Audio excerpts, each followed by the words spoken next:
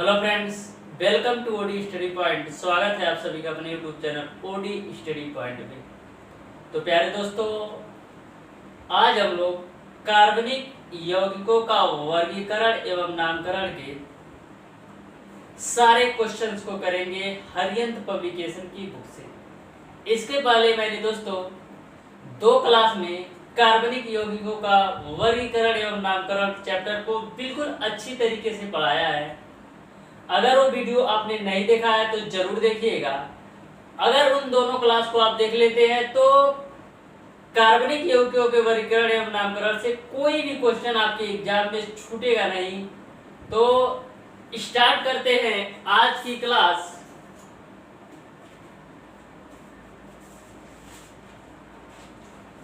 पहला क्वेश्चन आपका है, कार्बन परमाणु की प्रकृति होती है। ऑप्शन ए समतली, ऑप्शन बी समचतुर्थफलकी, ऑप्शन सी समतली वर्गाकार और ऑप्शन डी अष्टफलकी। तो मैंने आपको बताया था कि कार्बन परमाणु की जो प्रवृत्ति होती है वह होती है समचतुर्थफलकी, यानी कि आपका ऑप्शन नंबर बी सही हो जाएगा। क्वेश्चन नंबर 2, IUPAC पद्धति में यौगिक CH3CCH3CH3OH का नाम है। Option A 2 methyl propanol 2, option B 2 methyl propanol 1, option C 1 methyl propanol 2 और ऑप्शन डी मेथिल प्रोपेनॉल 2। आपका जो चयन है इस प्रकार से है, CH3, फिर उसके बाद से C है, फिर ऊपर है आपका CH3, फिर नीचे भी CH3 जोड़ दिया गया और यहाँ पर OH। इसी चैन को प्यारे दोस्तों अगर आप इस तरीके से घुमा देंगे, यानी इस तरीके से अगर बना दे CH3, फिर बीच में C, फिर CH3OH को ऐसे इस कार्बन के साथ लगा दे, यानी यहाँ पर मैं OH लिख दूं, यहाँ पर आप लिख दे CH3, फिर यहाँ पर CH3। मैंने कुछ नहीं किया, इसको ऐसे घुमा दिया, यानी OH ऊपर चला जाएगा, CH3 नीचे और एक साइड CH3 है, दूसरे साइड भी CH3। अब इसका IUPAC नेम बताना है तो 1 2 3। ओके, दोनों साइड से हम देखें तो क्रियात्मक समूह सेकंड स्थान पर आ रहा है। चाहे आप इस साइड से देखेंगे 1 2, इस साइड से देखेंगे 1 2, तो इसका IUPAC नाम क्या होगा? इसको मेथिल बोलते हैं, इसको मेथिल बोलते हैं इसको। ओके, थोड़ा क्लियर कर देता हूं, यहाँ पर CH3। ओके, इसको मेथिल बोलते हैं CH3 को। तो आपका जो IUPAC नेम हो जाएगा, दूसरे स्थान पर मेथिल है तो हो जाएगा आपका 2 मेथिल। अब OH किस समूह पे जुड़ा है? दूसरे स्थान पर 2 मेथिल, 1 2 3 कार्बन है तो methane, ethane, propane, propanol 2। Okay, समझ में आ गया होगा। सेकेंड स्थान पर मेथिल है तो 2 मेथिल लिख दिया, 1 2 3 कार्बन है तो प्रोपेन, OH जुड़ा है तो आल जोड़ दिया, और जो OH समूह है वो भी सेकेंड स्थान पर, तो आपका हो जाएगा 2 मेथिल प्रोपेनॉल 2। अब देखते हैं क्वेश्चन नंबर 3। क्वेश्चन नंबर 3 में आपसे पूछा है कि C2H5CHO का IUPAC नाम है। Option A propanol, option B propanol, option C propanol और ऑप्शन डी प्रोपील। इस तरीके से आपका है CH3 CH2 CHO। तो मैंने आपको बताया था कि किसी समूह में अगर CHO जुड़ा रहता है तो अल जोड़ते हैं। तो यहाँ पर 3 कार्बन है, यहाँ पर एक मिस्टेक होगा, यहाँ पर एक CH2 और होना चाहिए। ओके, तो 1 2 3 कार्बन, तो प्रोपेन धन अल, तो क्या हो जाएगा? प्रोपेनल। ओके, अब नेक्स्ट देखते हैं। यहाँ पर जो कार्बन है डबल बॉन्ड के साथ जुड़ा रहता है, कार्बन है जो डबल बॉन्ड के साथ जुड़ा रहता है, इसलिए इसका CH3 CH2 CHO का लास्ट में CHO जुड़ा है तो अल जुड़ा है, यानी प्रोपेन और CHO था तो प्रोपेनल। ओके, अब क्वेश्चन नंबर 4 बोला है कार्बन के किन्हीं 2 सहसंयोजक बंधों के बीच कोण का मान होगा। Option A 109 degree 28 minute, option B 109 degree 25 minute, option C 109 degree 26 minute और ऑप्शन डी 109 डिग्री 26 मिनट। तो कार्बन के किन्हीं दो सहसंयोजक बंध के बीच का जो कोण होता है 109 डिग्री 28 मिनट। क्वेश्चन नंबर 5, कार्बनिक यौगिकों में कार्बन की संयोजकता है option A 1, option B 2, option C 3 और ऑप्शन डी 4। तो कार्बन यौगिक की सहसंयोजकता मैंने आपको बताया था, कार्बन की संयोजकता, कार्बन का परमाणु क्रमांक 6 होता है, इलेक्ट्रॉनिक बिना 2 और 4 होगा तो संयोजकता कितनी हो जाएगी 4। इस तरीके से आपका ऑप्शन नंबर डी सही हो जाएगा। क्वेश्चन नंबर 6 पूछा है कार्बन के यौगिक की संख्या इसलिए अधिक होती है क्योंकि ऑप्शन ए इसके यौगिक प्रकृति में पाए जाते हैं, ऑप्शन बी इसमें श्रृंखलन का गुण होता है, ऑप्शन सी कार्बन यौगिक की अभिक्रिया गति धीमी होती है और ऑप्शन डी कार्बन एक अधातु है।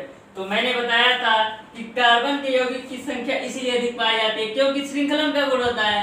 इस तरीके से आपका ऑप्शन नंबर बी सही होगा। क्वेश्चन नंबर 7 कार्बन एक अधातु है, आपका जो चयन बना है H C H H O फिर C H H, फिर दूसरा जो आपका बना है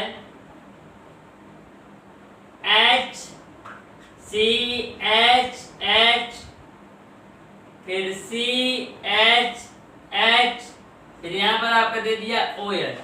तो दोनों को आप देखेंगे तो कितना है, 2 कार्बन है तो C2 1 2 3 4 5 6 H5O इसका अणु सूत्र है। अब इसका अणु सूत्र देख लीजिए C2 यहाँ पर 1 2 3 4 5 6 C2H6O होगा। तो यहाँ पर देखिए 1 2 3 4 5 6 C2H6 और एक O, यानी कि दोनों के अणुसूत्र सेम है, इसका भी अणुसूत्र वही है और इसका भी अणुसूत्र वही है, लेकिन अंतर क्या है संरचना का, चयन का। इस कार्बनिक यौगिक की संरचना में अंतर आता है तो उसको हम बोलते हैं दो समयावयी यौगिक। यदि अणुसूत्र सेम हो, संरचना भिन्न भिन्न हो तो उसको हम बोलते हैं दो समावयवी यौगिक। इस तरीके से आपका ऑप्शन नंबर सी सही हो जाएगा। क्वेश्चन नंबर 8 निम्नलिखित में से सजाती यौगिक है, option A CH4 C3H4, option B CH3OH, option CH3 CH2OH और ऑप्शन सी CH3 CH2 C2H4, option D C2H6 C3H6। तो देखिए सजाती यौगिक वो होते हैं जिनके क्रियात्मक समूह सेम होते हैं। सजाती यौगिक उन लोगों को बोला जाता है जिनके क्रियात्मक समूह सेम होते हैं। जैसे कह दिया जाए CH3OH तो होना चाहिए C2H5OH, यानी कि जो इनका क्रियात्मक समूह है दोनों में सेम होना चाहिए, तो उसको हम बोलते हैं सजाती श्रेणी। और जैसे एक कार्बन है तो 2, फिर यहाँ पर आपको 3 कार्बन लेना पड़ेगा तो CH3OH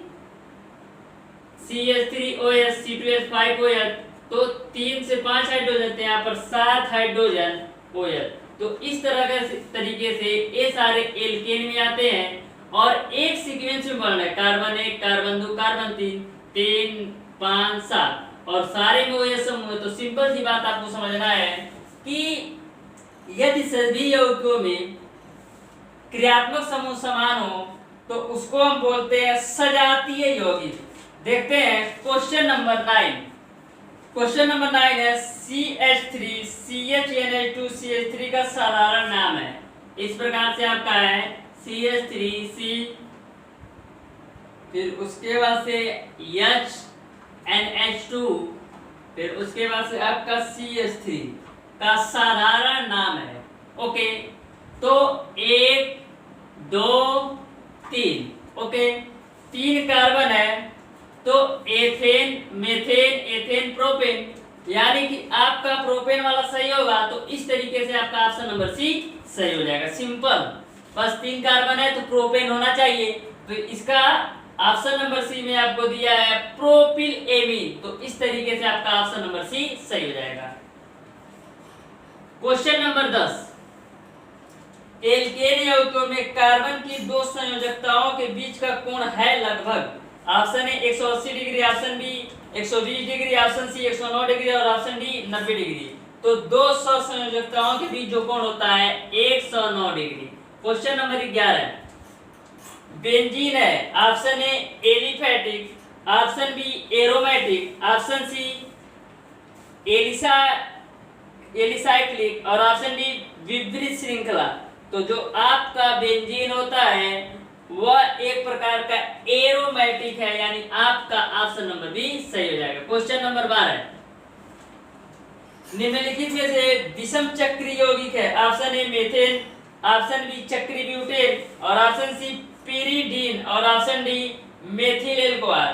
तो विषम चक्री यौगिक आपका पिरिडीन होता है, इस तरीके से आपका ऑप्शन नंबर सी सही हो जाएगा। क्वेश्चन नंबर 13 निम्न में से एरोमेटिक यौगिक है, ऑप्शन ए C3H6, ऑप्शन बी CH3OH और ऑप्शन सी C2H6 और ऑप्शन डी C2H4। तो एरोमेटिक यौगिक है C2H6, इस तरीके से आपका ऑप्शन नंबर सी सही हो जाएगा। क्वेश्चन नंबर 14 निम्नलिखित में से विपरीत श्रृंखला वाला यौगिक है, option A propane, option B benzene, option C चक्रीय ब्यूटेन और ऑप्शन डी पिरिडीन। तो विपरीत श्रृंखला वाला यौगिक है आपका प्रोपेन, इस तरीके से आपका ऑप्शन नंबर ए सही हो जाएगा। क्वेश्चन नंबर 15 खुली श्रृंखला यौगिक का उदाहरण है, option A benzene, option B pyridine, option C ethane और ऑप्शन डी साइक्लोप्रोपेन। तो खुली श्रृंखला यौगिक का उदाहरण आपका हो जाएगा एथेन, यानी आपका ऑप्शन नंबर सी सही हो जाएगा, क्योंकि बेंजीन भी क्लोज होता है, पिरिडीन भी क्लोज होता है और साइक्लोप्रोपेन भी एक बंद चेन है, केवल एथेन खुली श्रृंखला है।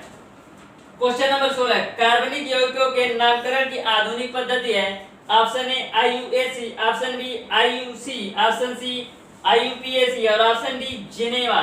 तो मैंने आपको बताया था कि आधुनिक पद्धति है IUPAC, इस तरीके से आपका ऑप्शन नंबर सी सही हो जाएगा। क्वेश्चन नंबर 17 निम्नलिखित में से सजातीय यौगिक का युग्म है, option A CH4, option B CH3OH और option A CH4 CH3OH, option B CH4 C2H6, option C C2H4 C2H6, option D C2H2 C3H4 C2H6। तो सजातीय यौगिकों का युग्म आपका हो जाएगा CH4 C2H6, CH4 C2H6। इसको भी समझ लीजिए कि कैसे सजातीय युग्म में है, CH4 आपका है और दूसरा आपका C2H6, दोनों को आप चेन बनाइए तो 1 2 3 4। अब इसका चेन बनाइए तो 1 2 3 4 5 6।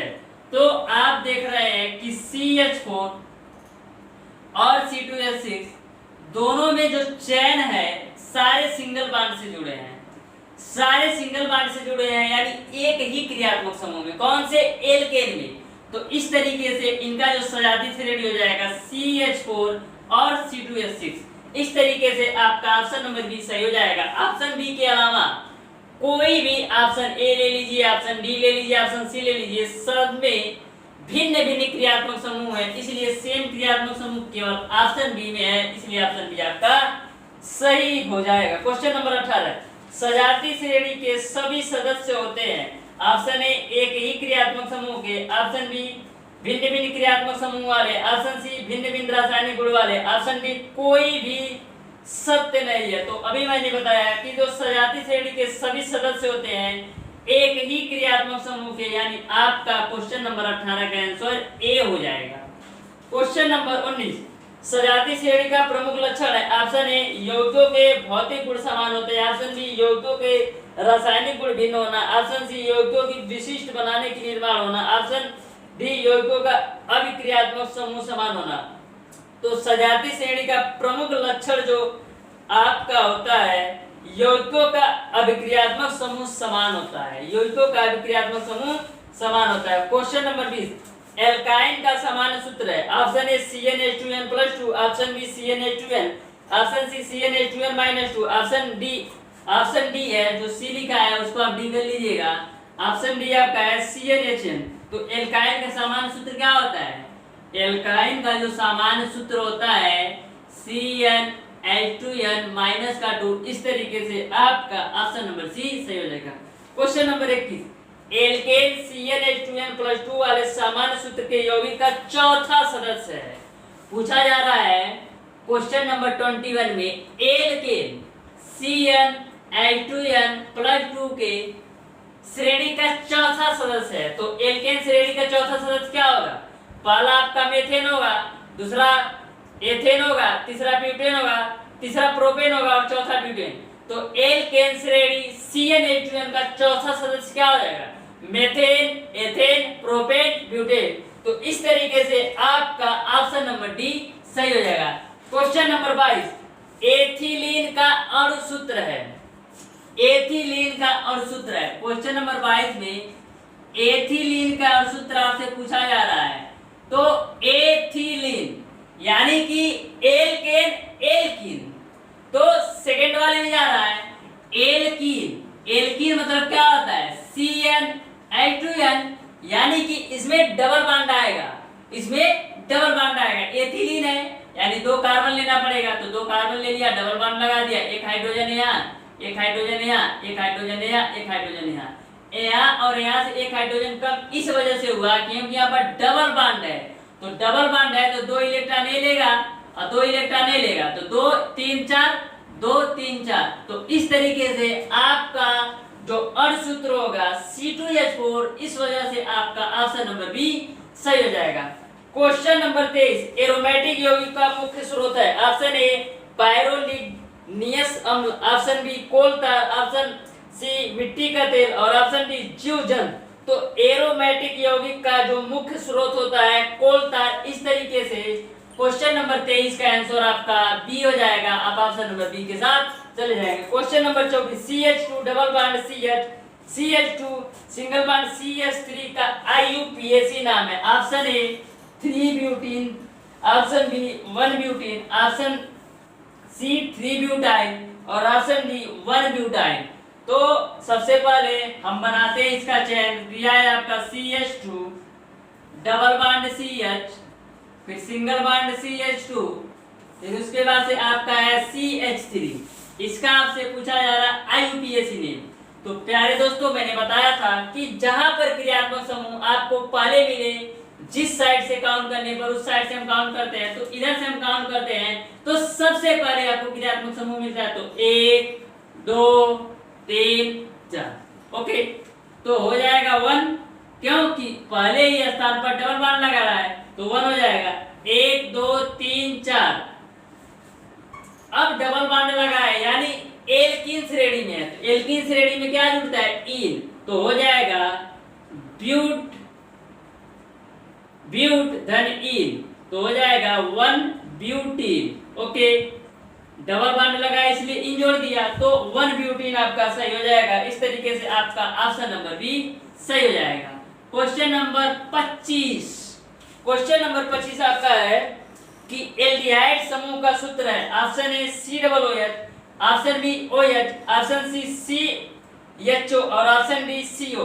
तो एल्डिहाइड श्रेणी का जो सदस्य होता है CHO, इस वजह से आपका ऑप्शन नंबर सी इस प्रकार से सही हो जाएगा, यानी आपका ऑप्शन नंबर सी सही हो जाएगा।